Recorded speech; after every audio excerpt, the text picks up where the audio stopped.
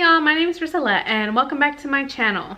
I hope that you're not tired of these end of the year videos because I have a couple more coming. So depending on when this one goes up, of course. But today I wanted to do the book postscript tag. I was kindly tagged by Jacqueline over at 6 Minutes for Me. So thank you so much for tagging me. And this was created by Adam over at Memento Mori. So I'll have both of those videos tagged in the description, linked down below. But I really like these prompts and it's a good way to wrap up my year of reading, maybe talk about some books that I haven't talked about previously on my channel. So let's just get to it. So the first question is the longest book you read this year and a book that took you the longest to finish. So the longest book that I read this year, according to Goodreads, was Americana, and this is by Chimamanda Ngozi Adichie. It's a Own Voices Nigerian story about a woman that is coming to America. She's a very famous blogger and she encounters racism and anti-blackness for the first time.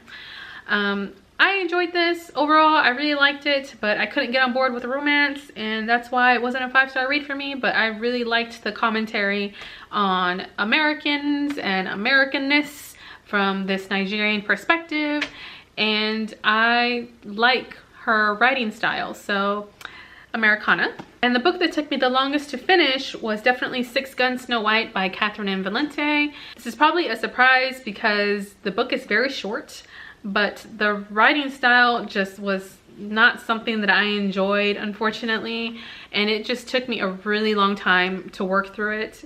I started it in February and I didn't end up finishing it until November. So it's a Snow White retelling about Snow White being indigenous. She's biracial. There's, you know, 7 outlaws instead of 7 dwarfs, and Charming is a horse, and there's no prince saving the princess in this story.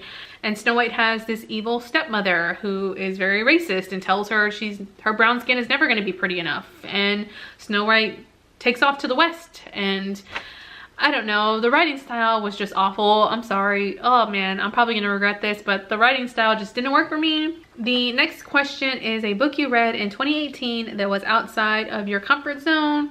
This question is interesting because I feel like I read out of my comfort zone a lot, and a lot of that is because of the Book Riot's Read Harder challenge, which prompts me to read books I probably would never pick up if I hadn't committed to them.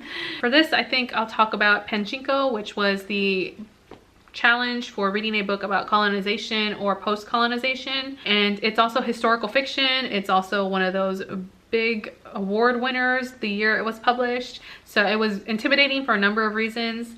And I'm really glad I picked it up because I feel like I started to really like historical fiction after reading this. And it's just a really well-crafted story about a Korean family living in Japan and having to deal with the Japanese racism towards Koreans.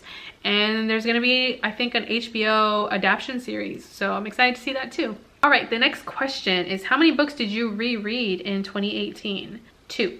I reread Bless Me Ultima and The Little Prince. And the next question is your favorite reread of 2018. So that's super easy because I love The Little Prince. That was my favorite. And I had a lot of issues with Bless Me Ultima. I read that back in high school. It's a Chicano literary classic.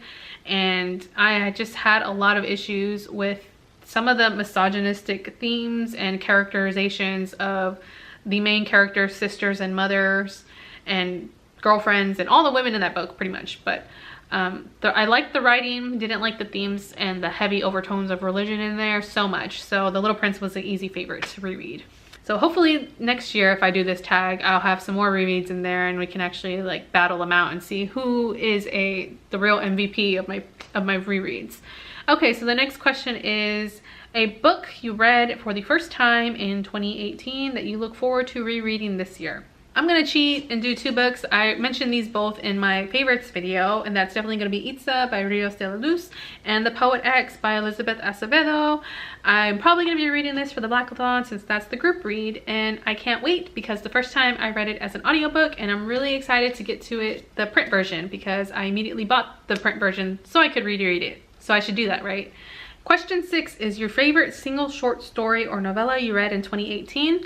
That was easy. You all probably already know this. It's What It Means When a Man Falls from the Sky by Leslie Neka-Arima. And I'm specifically talking about that short story, the titular short story in that collection.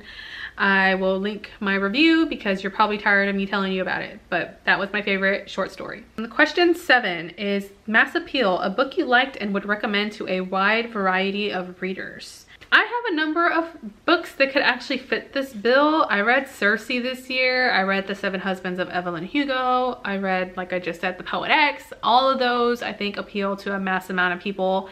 But I think for this, I'm gonna go with The Long Way Down by Jason Reynolds. That is another YA book told in verse, much like The Poet X.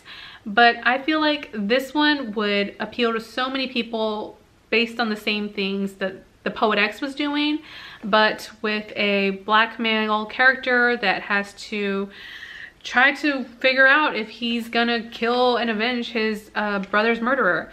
And I think the best description of this that I've seen and that has stuck with me is it's A Christmas Carol meets Boys in the Hood. And it's just really well done. It's performed by Jason Reynolds in the audiobook as well. If you like the Poet X narration, I think you would also love Long Way Down. Question 8 is a specialized appeal, a book you liked but would be hesitant to recommend to just anyone. This is an interesting question, and I think that I'm gonna go with a manga for this one because I started reading a manga this year and it's definitely a very specialized appeal just based on people not reading manga, people not reading in translation, and it's a graphic novel. So that's why it's specialized, and I'm gonna go with My Brother's Husband.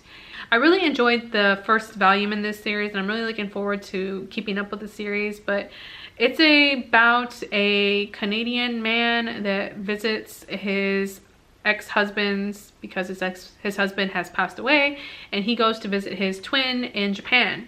And because Japan is homophobic in subtle ways, it's a approach to homophobia and Japanese culture that I think is really important, especially in Japan. And the author of this writes a lot of male-male romances, and the art style is just really nice, so I would definitely go with that as a really great specialized recommendation. Okay, question 9 is reflect on your year as a bookish creator, any goals that you met, good, bad memories, fave videos that you made, etc. And I've done a couple of videos talking about my goals, and I'll just link that and direct you to that for my reflections and goals.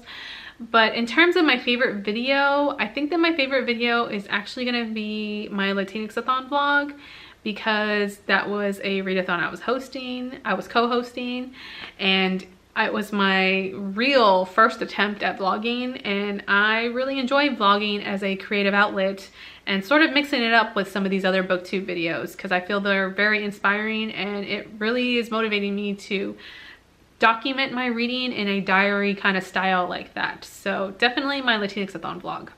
Okay, and the last question is tag some fellow bookish content creators. Man, I did not prepare for this at all. I don't know who's done this, but I will tag some people. And I'm just tagging people I would like to see answer some of these questions because I don't know if you've done it or not. But I'm gonna go ahead and tag Cindy at The Guilt-Free Reader, Jenna over at Bibliofilth, and Sarah at Basking in Books, because we're doing our buddy read later this month. That was the book postscript tag. I am probably going to be out of the country when this video goes up. I'm going on a vacation with my family, and I would love to hear from you in the comments below of a book that has some sort of specialized appeal, because I feel like that's the most interesting question. So please leave a comment of a book that you read in 2018 that you would not just recommend to anyone. All right, that's all I have for this video. So thank you so much for watching, and I hope to catch you in the next one. Bye.